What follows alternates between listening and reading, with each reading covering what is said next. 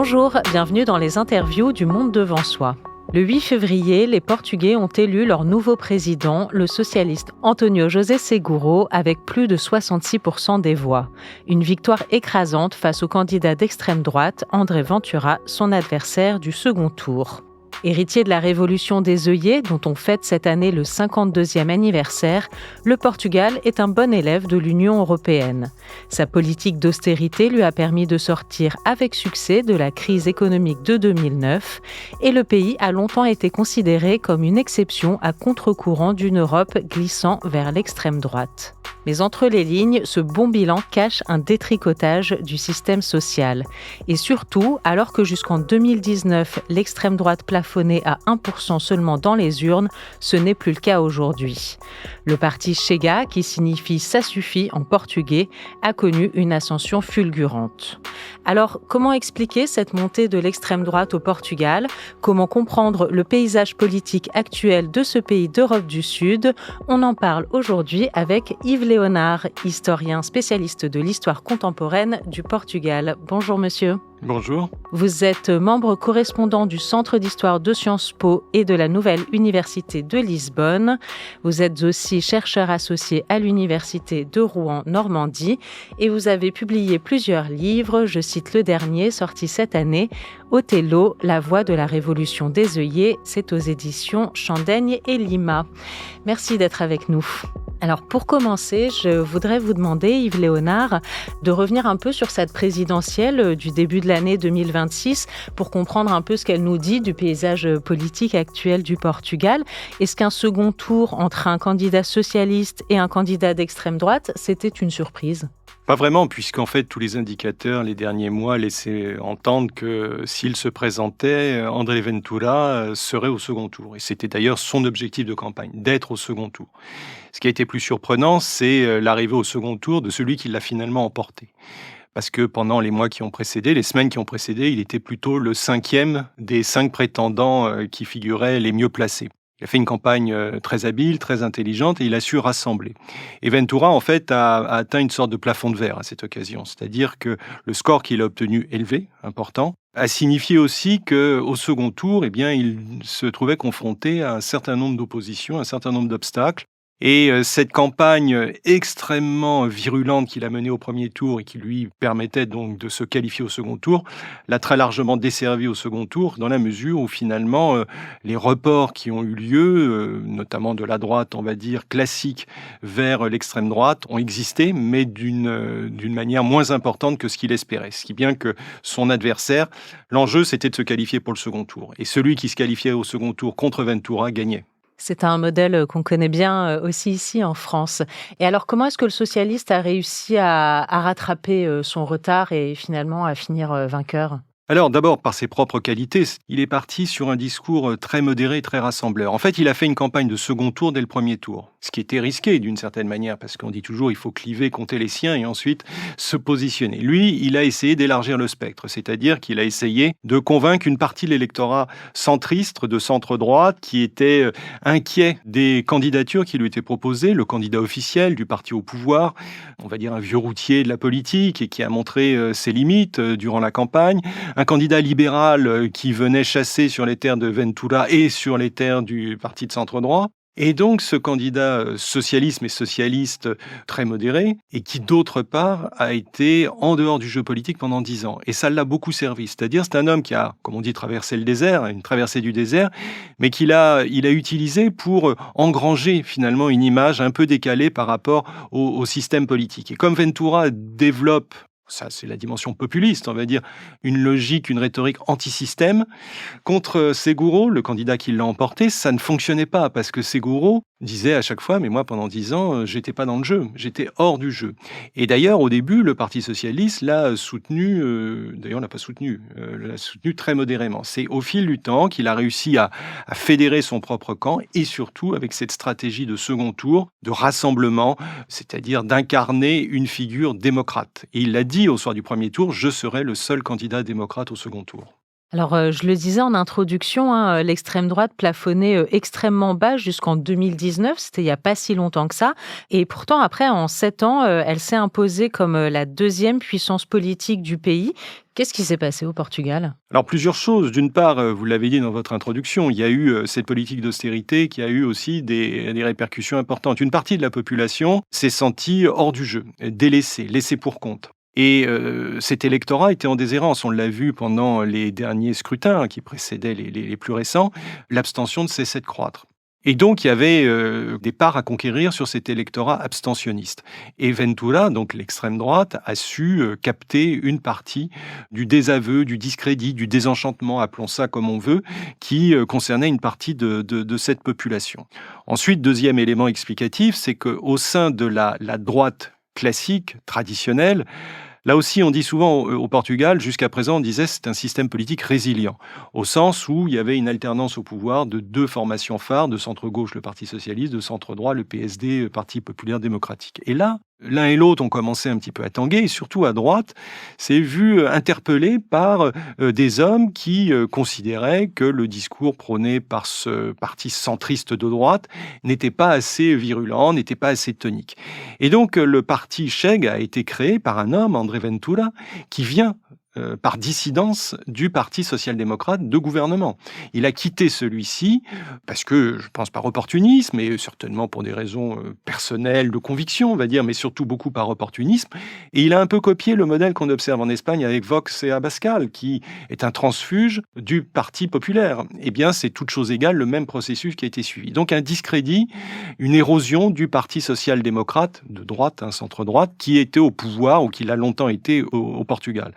Et puis, ce qu'il faut voir derrière tout ça, ça a été révélé par cette ascension, c'est un raz-de-marée exponentiel. Un député en 2019, 60 aujourd'hui. C'est étonnant d'une certaine manière, mais ça s'explique aussi par le fait que dans toute une partie de l'opinion, les idées que véhicule, que diffuse Ventura étaient des idées qui étaient dans l'air, à l'état gazeux, on va dire, et qu'on les pensait, mais on n'osait pas les formuler d'une certaine manière. Comme on le dit souvent, il y a une normalisation, banalisation d'un certain type de discours, xénophobe, raciste, identitariste, nativiste, enfin, appelons ça, il y a toutes les formules qu'on peut utiliser, que Ventura a su capter à son avantage. Et là vient se glisser le dernier élément performatif, si l'on peut dire, c'est aussi l'onde transnationale, c'est-à-dire ce qui se passe autour du Portugal, dans les autres pays.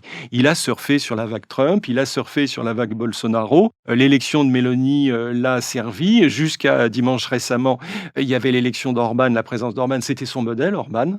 Et donc, l'échec d'Orban va lui poser un certain nombre de problèmes. Mais comme c'est pas quelqu'un qui est d'une rigueur sémantique et d'une rigueur théorique absolue, il surfera sur un autre modèle. Il va rebondir sur autre chose. Donc, il a su capter, en fait, tous ces éléments pour effectivement apparaître d'un seul coup comme, sinon la solution, mais comme une réponse à un certain nombre d'interrogations, d'inquiétudes qui sont présentes dans une grande partie de la société. Alors, ce rapport aussi, au départ, ça fonctionnait moyennement, mais le rapport à l'immigration, c'est-à-dire que cette question-là est devenue centrale et on est passé d'un pays où plutôt les gens partaient qu'entraient à une structure qui a changé ces dernières années. Il y a aujourd'hui 1 500 000 étrangers répertoriés au Portugal, contre beaucoup moins, 400-500 000 officiellement, il y a de cela encore 7-8 ans. Et donc, il a utilisé, si vous voulez, cette entrée massive d'étrangers pour les pointer du doigt et les identifier à tous les problèmes que rencontrerait le Portugal en termes de sécurité, etc., etc. Et donc, Ventura, c'est l'homme d'une modernité numérique aussi. Il utilise beaucoup, avec ces modèles qu'il a en tête, que j'ai cités tout à l'heure, il utilise beaucoup les réseaux sociaux. Moi, j'ai regardé sur la dernière campagne présidentielle, c'est un rapport de 1 à 10. L'audience que fait Ventura sur les réseaux. Et ça, il est entouré d'une équipe de jeunes aussi, très dynamique, et un électorat jeune d'ailleurs, qui vote Chega. Et donc voilà, tout ça explique, je crois, entre guillemets, la surprise ou l'arrivée sur l'avant-scène de ce personnage et de ce parti. Vous parlez de l'émigration portugaise et justement, c'est un point que je voulais aborder parce qu'on voit que Chega a fait de très bons scores, notamment chez les Portugais de l'étranger. Comment est-ce qu'on peut expliquer ça? Ça peut paraître surprenant, venant d'une diaspora qui, justement, elle-même est émigrée ou descendante d'émigrés. Alors effectivement, c'est un élément à prendre en compte. Il faut quand même le nuancer, le minorer du fait que, on le dit souvent, le premier parti des Portugais de l'étranger, c'est l'abstention. Et c'est l'abstention dans une échelle de grandeur énorme, c'est-à-dire 95% d'abstention et 5% de participation. Donc il faut quand même, voilà. Après, le vote, effectivement, en France, en Suisse, est un vote massif, large, en faveur de Chega. Mais donc il faut toujours cet effet loupe qu'il faut quand même intégrer. Alors après, qu'est-ce qui rentre en ligne de compte? Plusieurs paramètres. Ceux qui se sont penchés sur la question l'ont bien montré. Il y a d'une part l'éloignement du pays. L'éloignement du pays qui fait qu'on en garde à la fois une image idéalisée, quelque chose de protecteur qu'on a connu pendant son enfance ou par le biais, etc. Et là, évidemment, l'image qui se répand, c'est on retourne au pays l'été pour les vacances, et là, on voit qu'il y a plus d'étrangers, qu'on vous fait part de violences urbaines. Chega n'arrête pas d'envoyer des messages sur les réseaux sociaux pour montrer qu'à Lisbonne, c'est la violence, c'est le commerce de la drogue, et tout ça imputable à une catégorie de population. Et donc les Portugais de l'étranger, pour certains, comme toujours, quand on est à distance, qu'on n'a plus ce rapport avec la réalité du quotidien, eh bien, on a un effet déformé aussi, une prise en compte déformée de la réalité. Puis l'autre élément explicatif, c'est un peu ce qu'on pourrait appeler le syndrome latino qu'on a observé aux États-Unis avec le vote Trump. Pas mal de latinos qui votent Trump par un effet protecteur. Une fois qu'on a passé la frontière et qu'on s'est installé, on ferme celle-ci en se disant « moi j'ai pu en profiter ». Eh bien, on sera les derniers. Donc, cet ensemble-là a joué. Après, Ventura, il est très habile pour, justement, au Portugal de l'étranger, dire « mais votre pays est corrompu ». Le thème de la corruption, c'est une traînée de poudre, et donc quand ces Portugais de l'étranger doivent construire une maison, investir, etc., il dit voilà ce qu'est devenu votre pays. Donc voilà, c'est cet ensemble de choses qui explique, je pense pour partie, mais j'insiste bien là-dessus, avec une part d'abstention très élevée, alors qui est pas simplement une abstention, on va dire volontariste, ou un vote par les pieds, ou si vous voulez, pour ne signifier un désaveu. C'est aussi parce que les obstacles techniques pour aller voter quand on est Portugais de l'étranger sont évidents. La question d'être une présence dans un consulat, quand le consulat est à 250-300 km, comment faites-vous? Et certains se sont mieux organisés que d'autres, et notamment à l'extrême droite, pour organiser non pas des vols charters, mais des bus charters, des choses comme ça, pour envoyer les gens voter dans les consulats avec le repas offert, l'animation à bord, etc., etc. Donc il faut intégrer tous ces paramètres. On a pourtant l'impression, malgré tout ça, ce que vous dépeignez, Yves Léonard, et c'est peut-être une image stéréotypée, mais l'impression que le Portugal est quand même un pays de gauche, qu'il est très à la pointe sur certaines questions sociétales et aussi économiques. Vient en tête la décriminalisation de toutes les drogues depuis déjà plusieurs décennies, et puis dans un tout autre style, la part du renouvelable dans le mix énergétique. Enfin, voilà, on a l'impression que le Portugal a mis en place des politiques qu'on peut qualifier de gauche. Est-ce que c'est une fausse idée? Est-ce que c'est une image d'Épinal qu'on a, ou c'est vraiment la réalité concrète? Comme souvent, les images d'Épinal, elles ont une part de réalité. C'est-à-dire que derrière tout ça, vous l'avez dit, il y a eu d'abord, quand on regarde sur la durée, depuis, on va dire, 40 ans que le système est vraiment devenu, on va dire, bipolaire, c'est-à-dire depuis le milieu des années 80, l'alternance politique a plutôt été favorable à la gauche de gouvernement, la gauche socialiste. Donc une gauche modérée, centre-gauche, on va dire, mais qui a eu comme objectif, très souvent, de mettre en avant des mesures sociétales. Vous les avez évoquées, et donc tout ça a cranté, a donné cette image. Le Portugal a un rapport aussi à la modernité qu'il faut essayer de comprendre. Le Portugal, quand il sort de la dictature, c'est le pays le plus en retard de l'Europe. C'est le dernier des petits pays, quand il rentre en 86, ça fait 40 ans, eh bien, il est le dernier de la classe. Et ça, de devenir le bon élève, c'est la formule que vous avez utilisée, mais elle est juste. Elle a été donnée par Jacques Delors à la fin des années 1980. Il a dit « le Portugal est devenu le bon élève de l'Europe ». Alors, ça a un côté un peu magistère et un peu professoral de dire ça, mais ça traduisait une réalité, et ça sonnait aussi à l'oreille des Portugais, parce que c'était une manière de dire on accédait à la modernité. On était sorti de cet état de sous-développement, entre guillemets, qui était le nôtre. Et donc, il y a eu un maximalisme sur ce terrain-là. Il y a eu une volonté, dans tous les domaines, d'être le plus innovant, le plus en avance, et de pouvoir bénéficier justement intelligemment des fonds communautaires qui étaient alloués massivement. Donc, vous voyez, ça transcende le clivage droite-gauche, on va dire, et ça explique pour partie un rapport très particulier à la modernité, parce que c'est gage d'accession à autre chose. C'est un rapport à l'histoire, un rapport au sens de l'histoire qui est très particulier. Ensuite, vous avez eu des personnalités aussi qui ont plus marqué à gauche qu'à droite. Vous avez Mário Soares qui fut président de la République pendant 10 ans, entre 86 et 96, a été un peu le père de la démocratie portugaise. Il a incarné cette social-démocratie à la portugaise. Ses successeurs aussi, Jorge Sampaio à la présidence de la République. Et puis plus récemment, un homme comme António Costa, qui est resté quand même presque 9 ans Premier ministre, jusqu'en 2024, qui lui aussi a essayé de promouvoir des formules innovantes en 2015 pour sortir de l'austérité. C'est-à-dire qu'il a fait un deal avec les institutions européennes et il a fait une relance keynésienne contracyclique, ce qui était tout à fait étonnant dans le paysage politique de l'époque européen, et ça a réussi.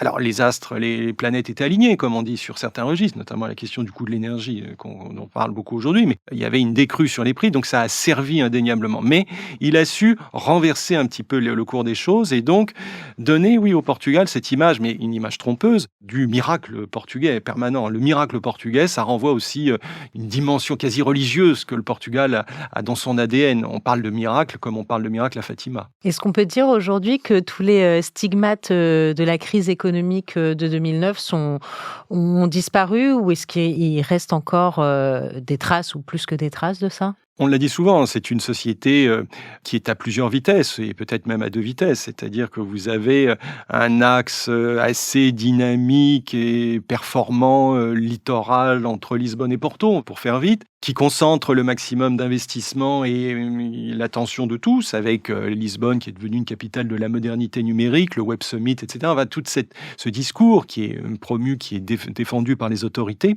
et puis un Portugal de l'intérieur. Et c'est là qu'on voit d'ailleurs qu'un parti comme Chega fait ses meilleurs scores. Un Portugal d'une forme de déshérence, se sentant délaissé, méprisé par les élites lisboètes et de Porto. Bref, tout ça donne un système très contrasté quand même.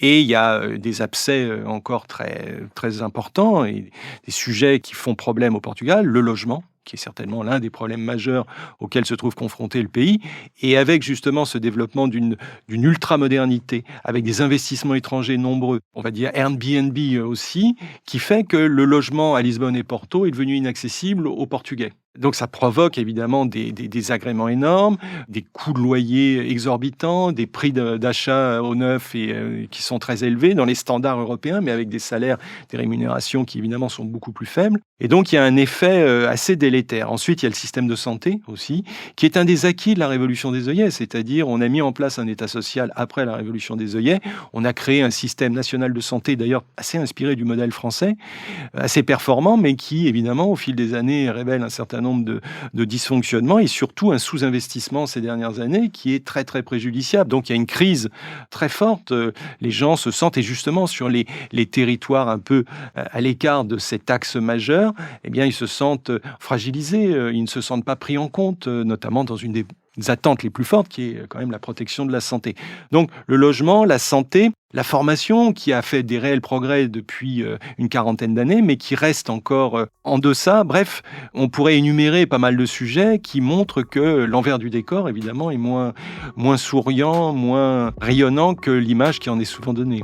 Une image d'Épinal à nuancer. Donc, merci beaucoup de l'avoir fait pour nous, Yves Léonard. Je rappelle que vous êtes historien, spécialiste de l'histoire contemporaine du Portugal. Et je cite votre dernier livre, Othello, la voix de la révolution des œillets. Merci beaucoup. Merci.